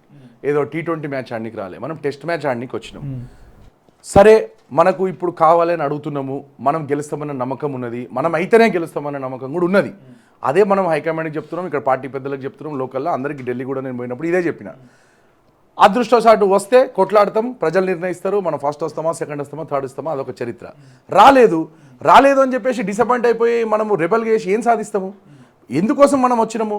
పార్టీ కొద్దిగా బలోపేతం చేద్దాము, తిరిగి పూర్వవైభవం తీసుకొద్దాము అని చెప్పేసి మనం వచ్చినాం. అంటే పార్టీ సిద్ధాంతం నచ్చిన వ్యక్తిగా, పార్టీ కుటుంబం పుట్టిందే కాంగ్రెస్లో నమ్మా, ఏడుకోమంటావు నన్ను? సో డెఫినెట్లీ అట్లాంటి ఉద్దేశం నాకు లేదు. నేనేదో తీసుకుమార్కాన్ లెక్క నేను ఇండిపెండెంట్గా చేస్తాను, లేకపోతే నా పార్టీకి పోతా అని ఏదో ప్రెషర్ టాక్టిక్స్ చేసే వ్యక్తి కాదు. అలాంటి కుటుంబం నేపథ్యం మాకు అసలుకే కాదు. కాంగ్రెస్ అధిష్టానం ఒక్కటే నేను కోరుకునేది, కాంగ్రెస్ అధిష్టానం కూడా మీరు పారదర్శకంగా ట్రాన్స్పరెంట్ వేగా ఎలాంటి ప్రలోభాలు లేని సిస్టంలో మీరు టికెట్లు ఇస్తారని నేను ఆశిస్తున్నా. మీరు ఖచ్చితంగా ఇస్తారు. ఆ ప్రాసెస్లో రోహిత్ కంటే ఇంకో వ్యక్తికి బలమైన ఛాన్సెస్ ఉన్నాయని వాళ్ళు పిలిచి చెప్తారు కదా, ఈ రీజన్స్ వల్ల నీకు ఇవ్వలేకపోతున్నాము, ఇది మీరు సపోర్ట్ చేయాలని వాళ్ళు కూడా రిక్వెస్ట్ చేస్తారు కదా. ఆ డిసిషన్ నాకు నచ్చితే 100% సపోర్ట్ చేస్తా. ఆ డిసిషన్ నాకు నచ్చకపోతే, నాకు అనిపించింది అనుకో అధిష్టానం మనకు అన్యాయం చేస్తుంది అనిపించింది అనుకో, రెబల్ హోము సైలెంట్గా ఉంటాం, అంతకంటే ఏం చేస్తాం? అయితే ఒకవేళ నిజంగానే టికెట్ వచ్చినప్పటికీ కూడా అనేక సవాళ్ళు, ఎందుకంటే రాజకీయాల్లో ఈసారి ఎన్నికల నేపథ్యంలో ఎన్నికలంటేనే ధన ప్రవాహం ఎక్కువగా ఉంది. సో మీరు చెప్పినట్టుగా గంగుల కమలాకర్ కూడా అనేకంగా డబ్బులు సంపాదించిన ఒక వాదన మీరు చెప్తున్నారు. సరే, ఆ రకంగా ఎదుర్కోవాలన్నా టీఆర్ఎస్ పార్టీని, అక్కడ బీఆర్ఎస్ పార్టీని ఎదుర్కోవాలన్నా, బీజేపీని ఎదుర్కోవాలన్నా ధన ప్రవాహం అయితే విచ్చలవిడిగా ఉంది. సో ఆ కోణంలో చూస్తే ఏ రకంగా ఫేస్ చేయబోతున్నారు రోహిత్ రావు? మరి బ్రదర్, ఇది ఒక ఆఫ్ ద రికార్డ్ క్వశ్చన్ అడగాలి మీరు యాక్చువల్లీ, కానీ ఆన్ రికార్డ్ అడిగిరు కాబట్టి ఇప్పుడు మరి ఎలక్టోరల్ పాలిటిక్స్లో ఎలక్షన్ కమిషన్ ఏం చెప్పింది మనకు 75 లక్షల ఏందో, అసలు నాకు ఆ ఫిగర్ కూడా తెలియదు టు బి ఆనెస్ట్, ఏదో బిలో 1 crore ఉంటుంది. అది కాదు, ఎవరు అందరు కూడా దానికంటే ఎక్కువ పెడతారు అనేది నగ్మ సత్యం, రైట్? డెఫినెట్లీ గంగుల కమలాకర్ గారు అవినీతి సొమ్మును దాని బలం చూపిస్తారు, కానీ ప్రజలు తీసుకునేటోళ్ళు తీసుకుంటారు, లోపల పెట్టుకుంటారు, ఖచ్చితంగా ఓటు మాత్రం వాళ్ళకి నచ్చిన వాళ్ళకి వేస్తారు. ఆ చైతన్యం అనేది ఖచ్చితంగా నాకు కనిపిస్తున్నది. కరీంనగరే కాదు, తెలంగాణ వ్యాప్తంగా జరగబోతున్నది. కేవలం గంగుల కమలాకర్ పేరు ఎందుకల్లా, కేసీఆర్ గారు ఇప్పుడు కొన్ని లక్షల కోట్ల అవినీతులు ఉన్నది కాబట్టి ఖచ్చితంగా ఆయన ధన ప్రభావం చూపిస్తాడు. కాంగ్రెస్ పార్టీ ఆ రేంజ్లో ఆయన పెట్టే, ఇప్పుడు సపోజ్ కాన్స్టిట్యున్సీకి 50 కోట్ల 100 కోట్ల 70 కోట్ల ఎంత పెడతాడో వాళ్ళు నాకు తెలియదు. ఎలక్షన్ కమిషన్ నిర్ధారించాలి వాళ్ళు ఎంత పెడతారు అనేది. అంత పెడితే కాంగ్రెస్ పార్టీ అంత పెట్టకపోవచ్చు ప్రతి కాన్స్టిట్యున్సీలో, కానీ ప్రజలు మాత్రం ఖచ్చితంగా కాంగ్రెస్ పార్టీకి ఓటేస్తారు. ఎందుకంటే నువ్వు అంత పెడుతున్నావు అంటే అర్థమవుతుంది కదా. కాంగ్రెస్ పార్టీని ఓడిస్తారా? కాంగ్రెస్ పార్టీని గెలిపిస్తారు, కాంగ్రెస్ పార్టీని గెలిపిస్తారు. కాబట్టి మీరు ఆ రేంజ్లో మీరు కరప్షన్ చేశారు కాబట్టి పెడుతురు కదా, ఆ రేంజ్లో మీరు కరప్షన్ చేశారు కాబట్టి you have those resources. Corruption అని చెప్పి కాంగ్రెస్ పార్టీ చెప్తుంది, బీజేపీ చెప్తుంది, ఇక్కడ ప్రూవ్ చేసిన దాఖలాలు లేవు. సరే, ఈ రాష్ట్ర వ్యాప్తంగా చర్చ పక్కన పెడితే కరీంనగర్ నియోజకవర్గంలో బండి సంజయ్, గంగుల కమలాకర్ మధ్య చీకటి ఒప్పందం ఉందంటూ కూడా మీరు ఒక ప్రో కార్యక్రమానికి లేవనెత్తిరు, ప్రమాణం కూడా చేయాలంటూ కూడా కోరిన పరిస్థితి. సో ఏంది మరి ఆ చీకటి ఒప్పందం గురించి మీ దగ్గర ఉన్న ఆధారాలు ఏంది? కేవలం ప్రమాణాలు చేస్తే చట్టరీత్యంగా కానీ ఇక్కడ కూడా మనకు చెల్లుబాటు కాదు, ప్రజలు కూడా నమ్మరు. ప్రమాణాలు ఇవన్నీ కూడా ఈ రోజుల్లో కామన్ అయిపోయినాయి. ఏకంగా ప్రమాణాలు చేసినట్టు ముఖ్యమంత్రులే లేకపోతే మంత్రులే తప్పులు చేస్తుంటారు తరుణంలో. ఈ ప్రమాణాలు ఎవరు పారదర్శకంగా తీసుకుంటారు? మరి బండి సంజయ్ గారు యాదగిరిగుట్టకు చేసిన ప్రమాణం తూచా? అవన్నీ తూచే మరి, ఎందుకంటే చట్టరీత్యం తీసుకోలేదు. నేను హిందూని, నాకు హిందూ దేవుల మీద ఉన్న నమ్మకం అంటే ఆయన హిందూ ధర్మానికి వ్యతిరేకని మీరు అంటున్నారా? వ్యతిరేకనే అనట్లేదు, తొలి వెలుగు చెప్తున్నా, వ్యతిరేకత అని రోహిత్ రావు చెప్తున్నా కానీ ఎక్కడ చెప్పలేదు. మరి బండి సంజయ్ గారు వినండి. మరి రైట్, బండి సంజయ్ గారికి మేము కూడా చాలా సార్లు చెప్పాము, ఏమంటున్నాడే చట్టరీత్యా ఇక్కడ కూడా యాక్సెప్ట్ చేయాల్సిన సిచ్యువేషన్స్ కాదు అవి. ఇంకా కూడా దేవుని దగ్గర అబద్ధం ఆడినోడు ఆడు పుట్టి వేస్ట్, ఆడు బతికి వేస్ట్. మీ దగ్గర ఆధారం కాదబ్బా, ఆయన నేర్పించిన రాజకీయమే. ఓకే, ఆయన నేర్పించిన రాజకీయమే. నువ్వు పోయి రాజకీయం నేర్చుకుంటున్నావు. అరే ఆ యాంగిల్లో నేర్చుకున్నాం పోయి, ఆయన దగ్గర నుంచి స్ఫూర్తి నేనే తీసుకున్నా ఆ పాయింట్ లా. ఓకే, మీరు అంత బలంగా పోయి ప్రమాణం చేసుకొని నీళ్లు పోసుకొని షో చేసుకున్నారు కదా, మీరు నిజంగానే ప్రమాణం చేసినా నేను నమ్ముతున్నా. ఓకే, నమ్ముతున్నా. దానికి ఆయన స్పందించలేదు సీఎం కేసీఆర్, అది వాళ్ళ ఇష్టం, వాళ్ళిద్దరు పార్టీల ఇష్యూ. నేను ఏమంటున్నా అంటే మీరు ఇక్కడ లోకల్లా స్థానికంగా ఉన్న ఎంపీ, ఒక ఎమ్మెల్యే, మీరిద్దరు ఒకటే అని నేను అంటున్నా. కాదు అని అంటే మీరు ఏముంది, ఒక 5 నిమిషాలు మీ ఇంటి ముందే గుడి ఉన్నది, మీరు కట్టించిన గుడి, మీరు డైలీ పోయి పూజ చేసే గుడే, రైట్? మీరు పోయి ప్రమాణం చేయడంలో తప్పేంటిది అని అంటున్నా. చెప్తా. 2018లో ఎలక్షన్స్ అయినాయి, assembly elections. First place Gangula Kamalakar, second place Bandi Sanjay, కేవలం 14,000 15,000 ఓట్స్ తోటి పోయింది. అయితే తర్వాత జరిగిన ఎలక్షన్స్లో 2019లో జరిగిన ఎంపీ ఎలక్షన్లో అనూహ్యంగా బండి సంజయ్ గారు గెలిచారు. ఎట్లా గెలిచారు? ఓకే, నేపథ్యం ఆలోచించాలి మీరు. కాంగ్రెస్ పార్టీకి ఒక్క ఎమ్మెల్యే సీటు కూడా లేదు ఎంపీ ఎలక్షన్ అప్పుడు. 7 టీఆర్ఎస్ కొట్టింది అది. వినోద్ కుమార్ గారు MP candidate, right? Bandi Sanjay గారు బీజేపీ నుంచి, పొన్నం ప్రభాకర్ గారు కాంగ్రెస్ నుంచి. బండి సంజయ్ గెలిచిండంటే one of the main reasons on record I'm telling, ఇది చాలామందికి తెలిసిందే. గంగుల కమలాకర్ గారు తన సొంత పార్టీ అభ్యర్థి అయిన వినోద్ కుమార్ గారికి వ్యతిరేకంగా చేసి కేవలం బండి సంజయ్ గారిని గెలిపించాలి అని ఒక చీకటి ఒప్పందం చేసుకొని తనని ఎంపీగా గెలిపించారు. రైట్, తనకి 100% ఇది ఫ్యాక్ట్. రైట్, తర్వాత ఫ్యాక్ట్ అని రోహిత్ రావు చెప్తున్నారు, నిజంగా ప్రజలు కూడా చెప్తున్నారు బ్రదర్. మీరు పోయి సర్వే చేయండి. ఇప్పుడు ఇవాళ రేపు ప్రతి ఒక్కటి సర్వేలే కదా, ఒక టెలిఫోనిక్ సర్వే చేయండి, మీరు ఆన్లైన్ పోల్ పెట్టండి. యాజ్ వి స్పీక్ ఒక ఆన్లైన్ పోల్ పెట్టండి. 2019లో గంగుల కమలాకర్ గారు బండి సంజయ్కి సపోర్ట్ చేసిరా, వినోద్ కుమార్ గారు సపోర్ట్ చేసిరా అని ఒక క్వశ్చన్ మార్క్ వేయరు. హోప్ఫుల్లీ ఈ రికార్డింగ్ అయిపోయేలోపు దాని రిజల్ట్స్ వస్తాయి. రైట్, అయితే ఎంపీ గెలిచిర్రు, ఈయన ఎమ్మెల్యే గెలిచిర్రు. సరే, కొన్ని రోజులు కరోనా అది ఇది అయిపోయింది. తర్వాత స్మార్ట్ సిటీ పేరు మీద విచ్చలవిడిగా అవినీతి జరుగుతుంది. కరిమేర్ల ఫండ్స్ వస్తున్నాయి, విచ్చలవిడి అవినీతి జరుగుతున్నది. ఈయన గ్రనైట్ స్కాము 750 కోట్లు, ఈయన సంస్థ ఇతర గ్రనైట్ సంస్థలు కలిపి 750 crores బిల్ ఎగ్గొట్టిరని చెప్పేసి, ట్యాక్స్ వేడింగ్ ఉన్నదని చెప్పేసి దాని మీద పెద్ద ఎత్తున రేట్స్ కూడా జరిగినాయి. ఇవన్నీ తెలుసు, ఇది ఉన్నాయి.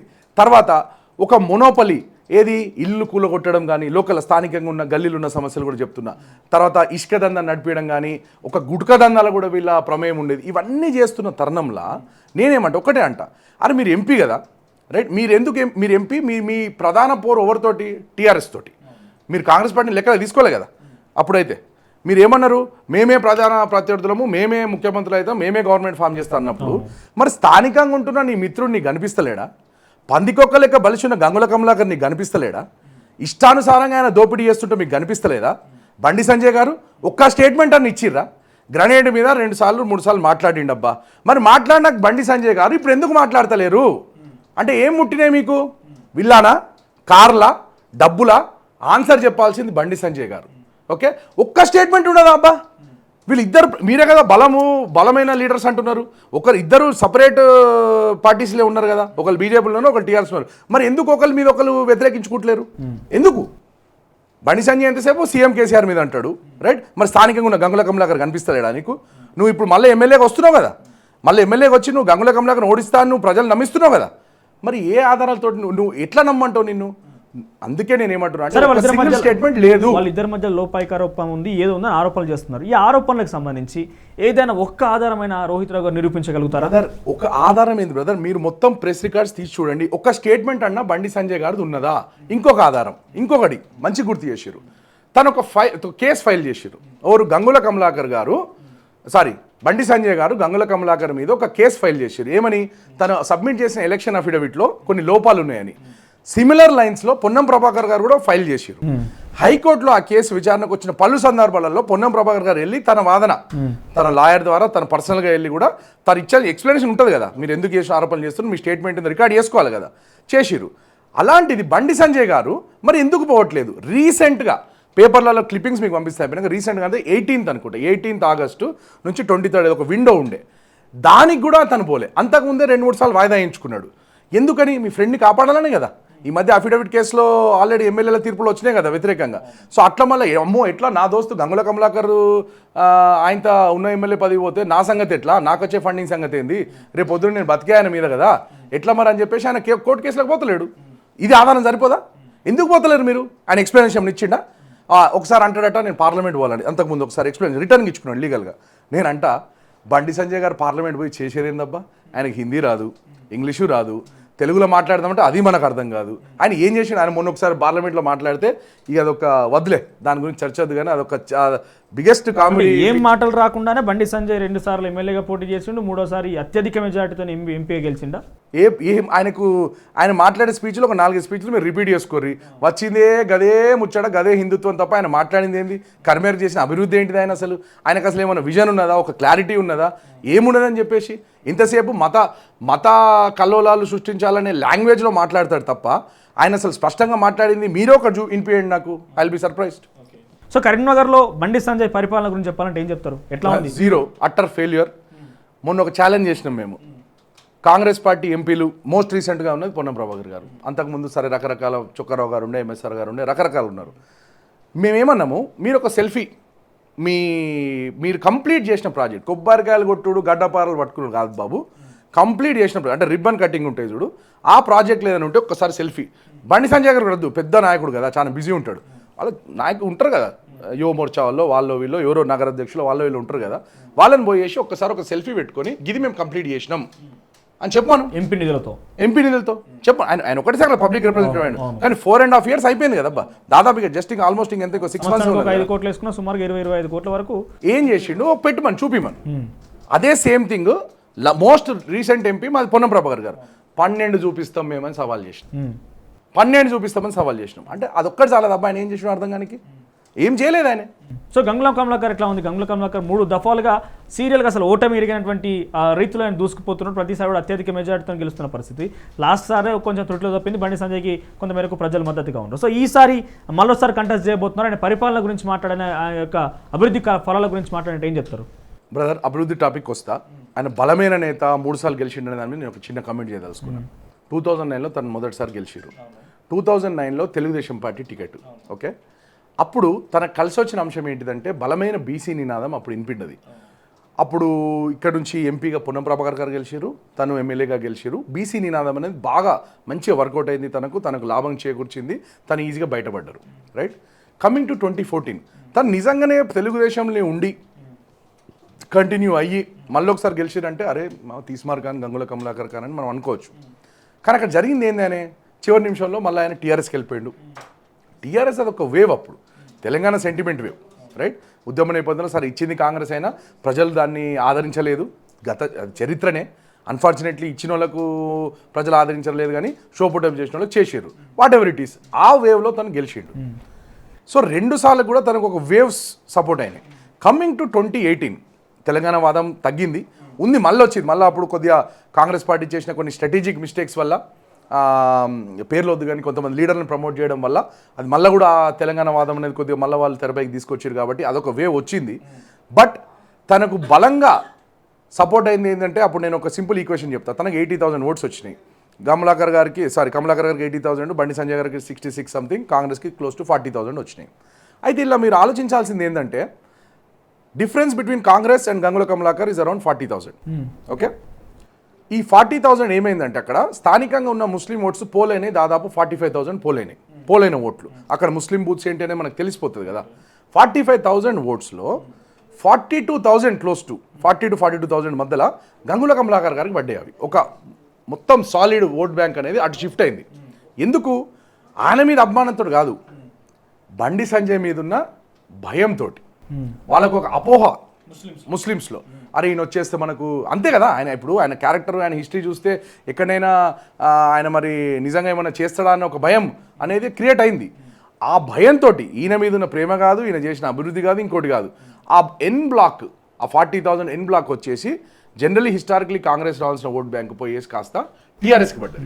అట్లా గెలిచిండు. ఎందుకు పొన్నం ప్రభాకర్కి కాంగ్రెస్ పార్టీ అంటే మైనార్టీల ఓటు శాతం ఎక్కువగా ఉంటుంది అంటారు. పొన్నం ప్రభాకర్ అయితే ఆ ఎన్నికల్లో అయితే ఎంపీగా ఉన్నప్పటికీ తెలంగాణ ఉద్యమంలో పొన్నం ప్రభాకర్ పాత్ర చాలా గొప్పది. ఎందుకంటే పప్పర్ స్ప్రే అని కూడా చూస్తూనే ఉన్నాం. సో ఎందుకు అంత ఘోరాతి ఘోరమైన పరాజయం ఎదుర్కోవాలి? బ్రదర్, అది ఘోరాతి ఘోరమైన మీరు అనాల్సిన వర్డ్ అవసరం లేదు. 40,000 ఓట్స్ అనేది మామూలు మాట కాదు. ఎందుకు ఒక ఎంపీ అంతటికి పడిపోవడం అంటే 3 లక్షల మొత్తం కాంగ్రెస్ ఎన్ని గెలిచింది? 19 సీట్లు గెలిచింది అనుకుంటా. సో 100 అయితే ఓడిపోయింది కదా.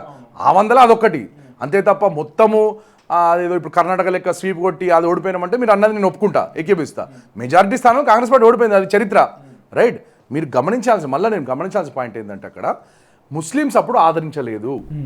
టీఆర్ఎస్ కూడా సెక్యులర్ పార్టీ అని చెప్పుకుంటుంది కాబట్టి, కానీ ఇప్పుడున్న ముస్లిమ్స్ వేరు. రైట్. ఇప్పుడు ఏంది, వాళ్ళు బీజేపీ తోటి ములాఖాత్ అయ్యారు, ఎంఐఎం కూడా బీజేపీ తోటి ములాఖాత్ అని చెప్పేసి ఇది సర్కిల్లో నడుస్తున్నది. కాబట్టి ఇప్పుడు కాంగ్రెస్ పార్టీ ఖచ్చితంగా ముస్లిమ్స్ ఆదరిస్తున్న నమ్మకం మాకుంది. అప్పుడున్న పరిస్థితులు వాళ్ళు ఆదరించలేదు కాబట్టి ఎన్ బ్లాక్ వాళ్ళకి కరీంనగర్లో ఎన్ బ్లాక్ వాళ్ళకి పడ్డాయి కాబట్టి తను ఓడిపోయారు తప్ప అదే 40,000 పడితే తను గెలుస్తుండే కదబ్బా. రైట్. గంగుల కమలాకర్ పరిపాలన గురించి మనం మాట్లాడుకుందాం. ఎట్లా ఉంది? ఇప్పుడు గంగుల కమలాకర్ గారికి తనకున్న లిమిటెడ్ నాలెడ్జ్లో చేసుకుంటూ పోతున్నారు. ఓకే, ఇప్పుడు ఎగ్జాంపుల్ లిమిటెడ్ నాలెడ్జ్ అంట. ఎందుకు లిమిటెడ్ నాలెడ్జ్ అంటే, మొన్న ఒక ప్రెస్ స్టేట్మెంట్ ఇచ్చారు ఆయన. మీరు మళ్ళొకసారి 4వ గెలిస్తే ఏం చేస్తారని కొన్ని హామీలు ఇస్తారు కదా. అలా ఒక 3-4 నేను బుల్లెట్ పాయింట్స్ చదివాను, మొత్తం ఆర్టికల్ చదవలే. 3-4 చదివితే ఒకటి మానేర్ రివర్ ఫ్రంట్ కంప్లీట్ చేస్తా అంటున్నారు, సంతోషం, టూరిజం డెవలప్ అవుతుంది. అదే మానేర్ రివర్ ఫ్రంట్ 2 ఏళ్ళకెళ్ళి చెప్పుకుంటున్నారు, అదొక పాయింట్. రెండోది ఐటీ డెవలప్మెంట్ చేస్తా అంటే ఐటీ కంపెనీస్ని తీసుకొస్తా అని అన్నారు, ఒకటి మంచి యూస్ఫుల్ పాయింట్ అది. ఇంకోటి ఏమన్నారంటే 2,000 ఉద్యోగాలు క్రియేట్ చేపిస్తా అన్నాడు. నేనేమంట, ఒక ఎమ్మెల్యే స్థాయికి మీకు విజన్ చాలా చిన్నది అని అంట. 2,000 ఉద్యోగాలు ఏం సరిపోతాయి అబ్బా కరీంనగర్కి? ఏం సరిపోతాయి? మన దగ్గర 100ల కొద్ది ఇన్స్టిట్యూషన్స్ ఉన్నాయి, ఫ్రెష్ గ్రాడ్యుయేట్స్ చాలామంది వస్తున్నారు.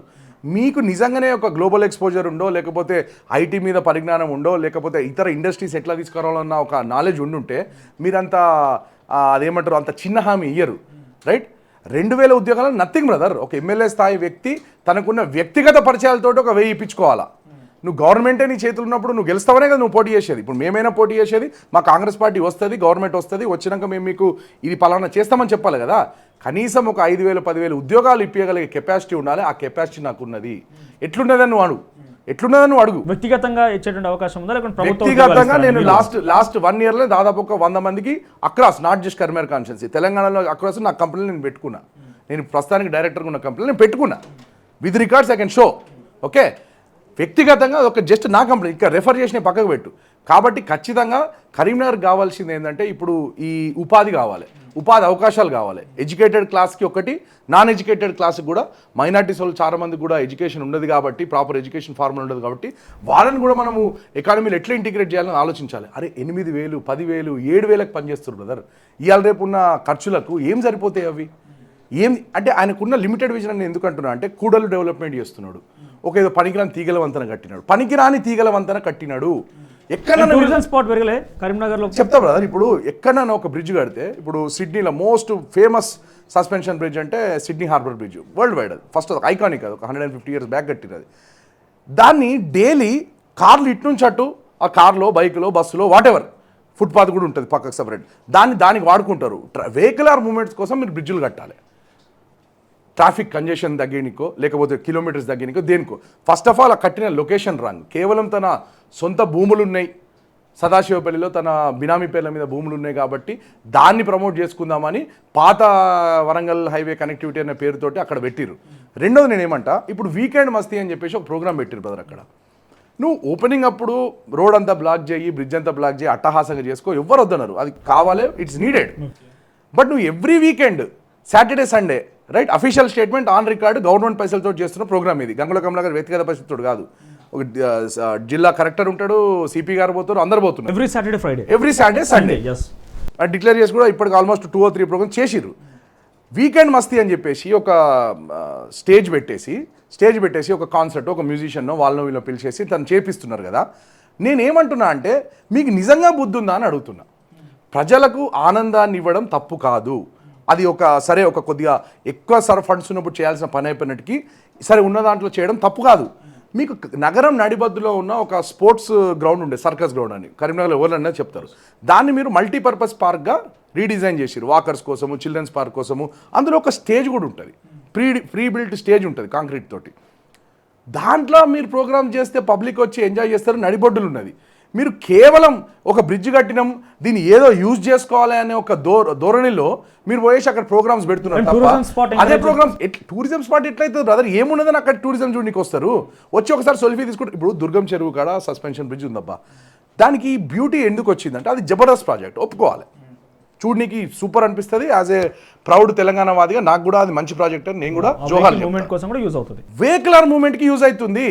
అది చిన్నప్పుడు మేము దుర్గం చెరువు సైడ్ అటు సైడ్కి వెళ్ళి రావాలంటే జూబ్లీ హిల్స్లో గల్లీలు తిరిగి అటు సైడ్ రావాలి. ఇప్పుడు ఇక్కడ నుంచి అటు పోనీకి చాలా ఈజీ, ట్రాఫిక్ కంజెషన్ చాలా ఈజీ అయిపోయింది. రోడ్ నెంబర్ 45కి పోవాలంటే ఇప్పుడు నేను సపోజ్ మోకిలాలు ఉంటా, అటు నుంచి వస్తాను కాబట్టి చాలా ఈజీ అయిపోయింది నాకు. So I'm using the fruits of that money spent. Second thing, చుట్టూన్న ఐటీ కంపెనీస్, అక్కడ చుట్టూన్న ఐటీ కంపెనీస్ లైటింగ్ తోటి, కిందున్న చెరువుతోటి ఆ ఆహ్లాదమే వేరే ఉన్నది దాన్ని. ఓకే, నీకు చుట్టూ బిల్డింగ్స్ ఉండే అన్నప్పుడే నీకు మంచి దాని వ్యూ లైట్ వస్తుంది.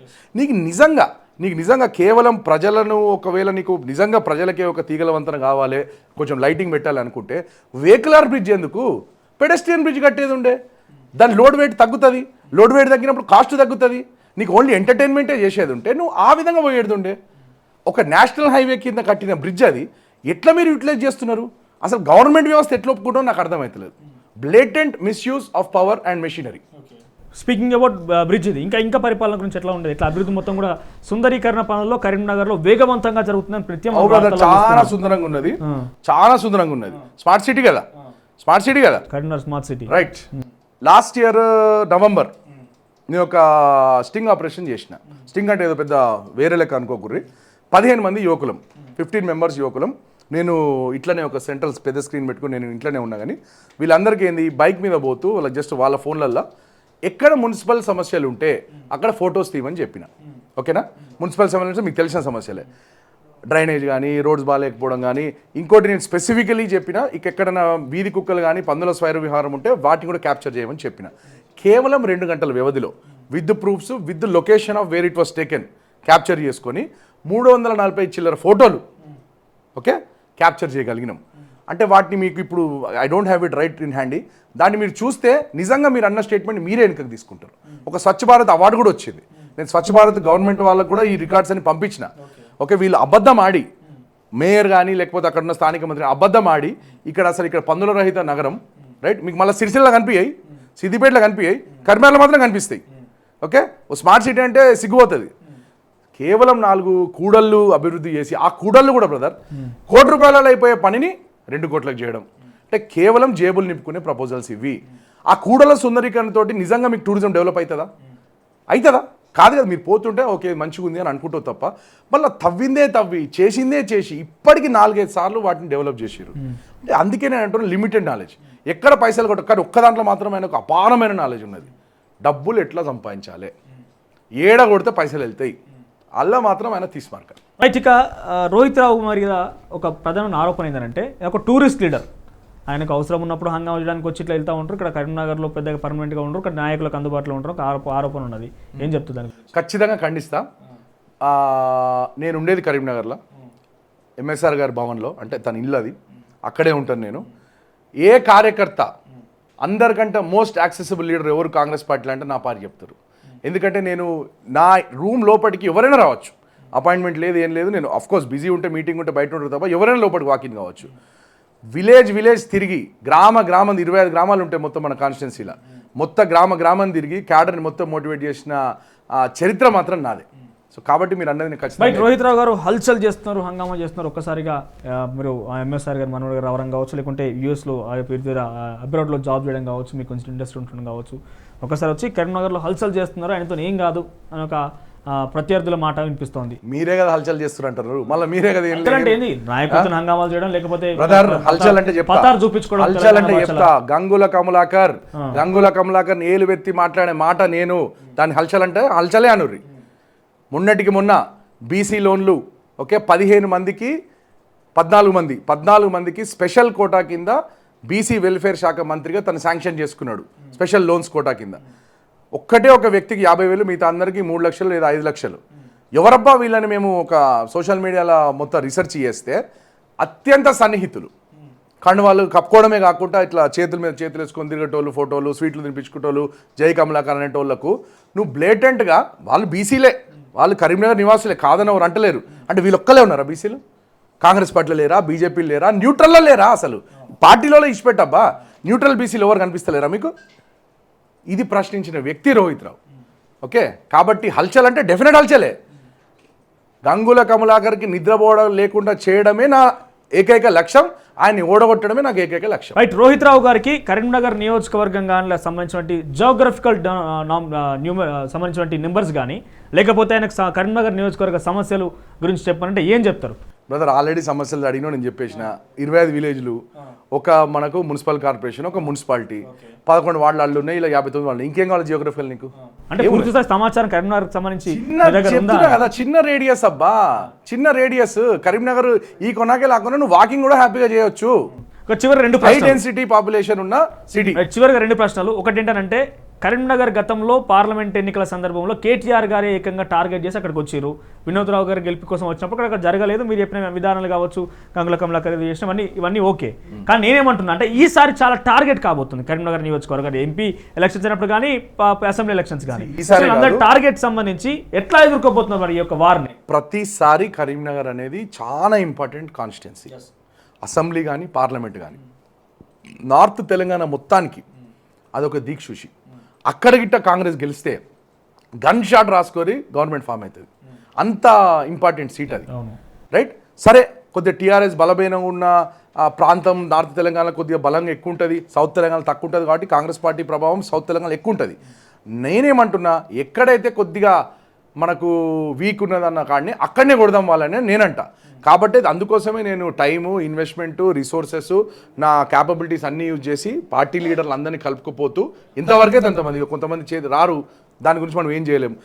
దాన్ని ఇప్పుడు ఒక స్టేజ్కి తీసుకొచ్చినాం. ఏ స్టేజ్కి తీసుకొచ్చినామంటే మనము గట్టిగా కొట్లాడితే, స్మార్ట్గా కొట్లాడితే గంగుల కమలాకర్ కానీ డబ్బుతోటి కొట్టలేము.